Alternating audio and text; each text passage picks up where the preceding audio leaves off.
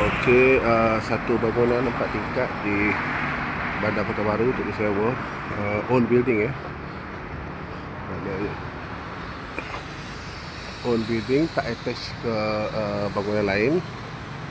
Satu unit, satu lot. Okey, kita masuk. Keluasan ruang luar ni ialah 60 kali 20. Jadi keluasan keseluruhan 20 kali 70 sebenarnya. Cumanya di bahagian ni ditutup kerana ada ekstra tangga. Okey, ni bahagian belakang ada 2 toilet.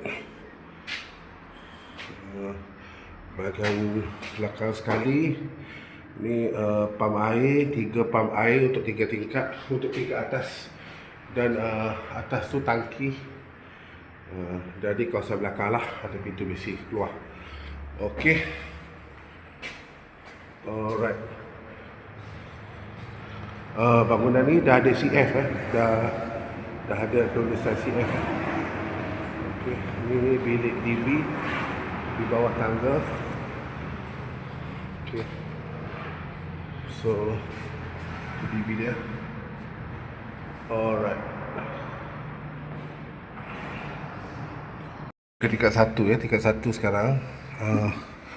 Dulu ialah sebuah college ya, UiTM disewa.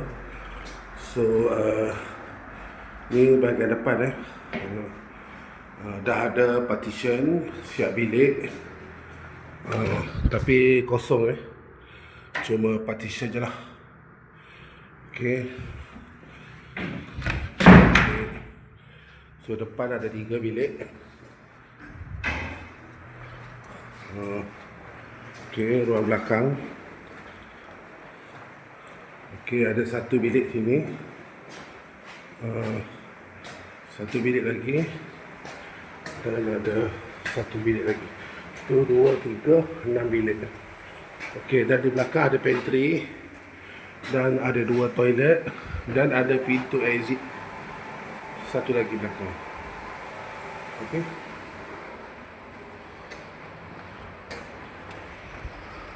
Okey, ini tingkat 1. Okey, ini tingkat 2. Tingkat 2 ada ruang lega sini, dan ada bilik di hadapan, dan ada bilik office. Okey, bilik dekan. Okey, kita ke belakang. Di belakang ada 1, 2, 3 bilik.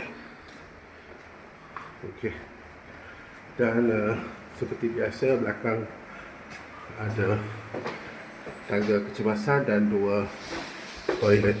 Alright. Okay, sekarang kita ada di tingkat 3. Okey, di tingkat 3. Belah kanan atau belah depan kita akan masuk ke satu ruangan. Ke ruangan luas ni. Ini tingkat atas sekali ya. Okey. Ada macam tak sure apa tu. Okey, mungkin bilik dewan meeting ke apa. Alright, ni bahagian belakang dia ada ruang lega. Ruang lega. Ini perlu dibaiki lah. Okey, dan ada tangga kecemasan ke bawah. Tangga kecemasan naik ke atas, ada tangga kecemasan ke bawah, dan ada toilet.